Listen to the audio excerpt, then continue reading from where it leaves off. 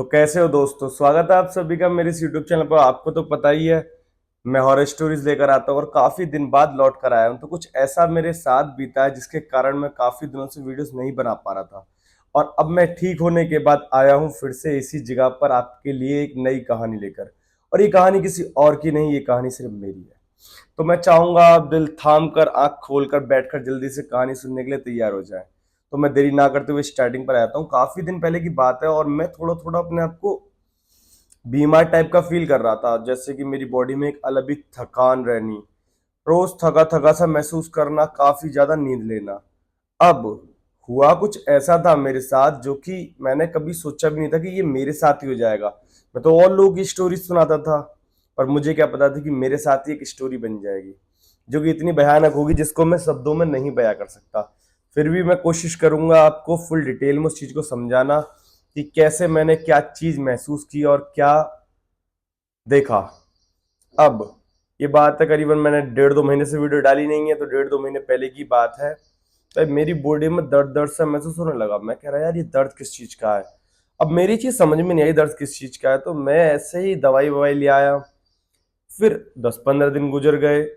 जब रिलैक्स मुझे फील हुआ ही नहीं, तो मुझे लगने लगा कि मेरी जैसे बॉडी में ब्लड कम होता जा रहा है। अब मैंने ब्लड भी चेक कराया, ब्लड में भी नॉर्मल निकला। मैंने कहा यार ये क्या हो रहा है कि सब कुछ नॉर्मल नॉर्मल नॉर्मल, तो फिर दिक्कत कहाँ आ रही है।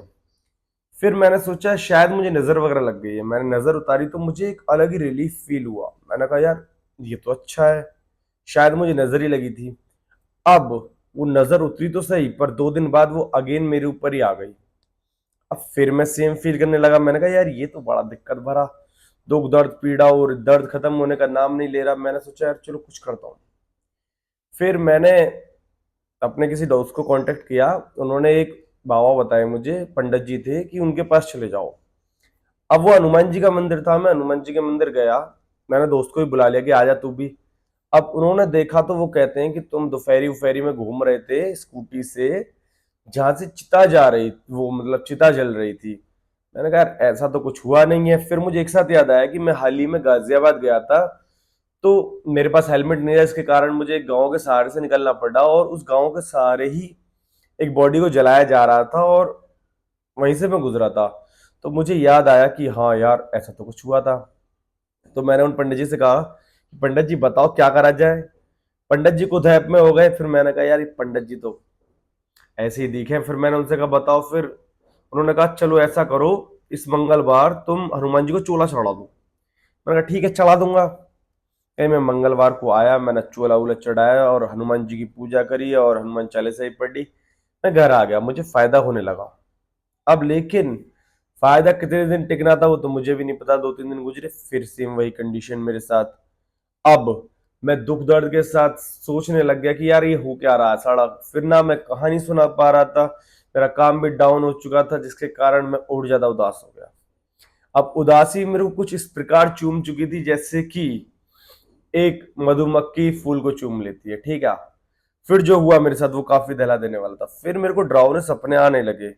अब वो सपने कितने सच थे कितने झूठ वो तो मुझे नहीं पता, पर एक पल मैंने देखा कि मैं बेड पर लेटा हुआ हूँ। मैंने महसूस किया जस्ट मेरे बराबर में कोई खड़ा है। मेरी एक साथ आंख खुली, मैं डर गया और डर के मैं बैठ गया। फिर मैं सोया भी नहीं। उसके बाद अगले दिन मैंने अपनी मम्मी को बताया, मम्मी ऐसे ऐसे। मम्मी ने कहा अच्छा चल तो अब तो नीचे सो जाओ, क्योंकि मैं सेकंड फ्लोर पर सोता हूँ और मम्मी वगैरह नीचे सोते हैं, तो मैं नीचे वाले में सोने लगा। फिर जब मुझे कुछ दिन बाद और अच्छा फील नहीं हुआ, तो मैं फिर हनुमान जी के मंदिर पहुंच गया। मैंने उनको फिर दिखाया, तो उन्होंने कहा कि देखो ये जो चीज है तुम्हारे ऊपर से नहीं गई है।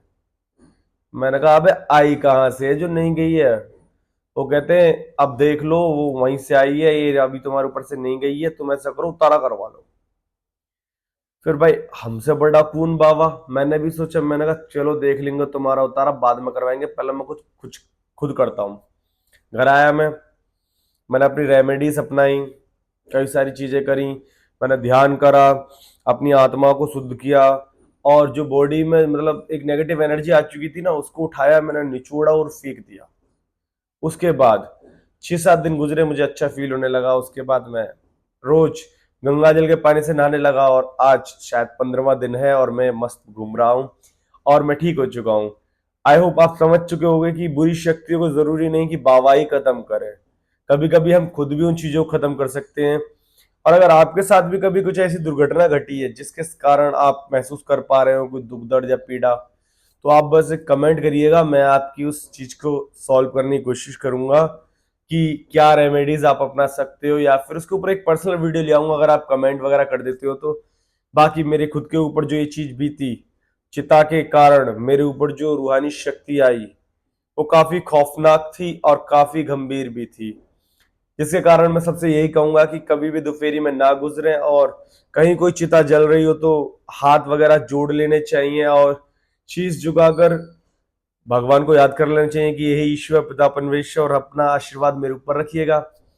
आई होप ये कहानी आपको मेरी आप बीती आप लोगों को पसंद आई होगी, और अगर आपके पास भी कोई कहानी है तो बस देरी ना करते हुए कमेंट कर दीजिए ताकि मैं आपकी कहानी यहाँ पर सुना सकूं। और हाँ, लाइक शेयर सब्सक्राइब करे बिना जाइएगा ना। बाकी शेयर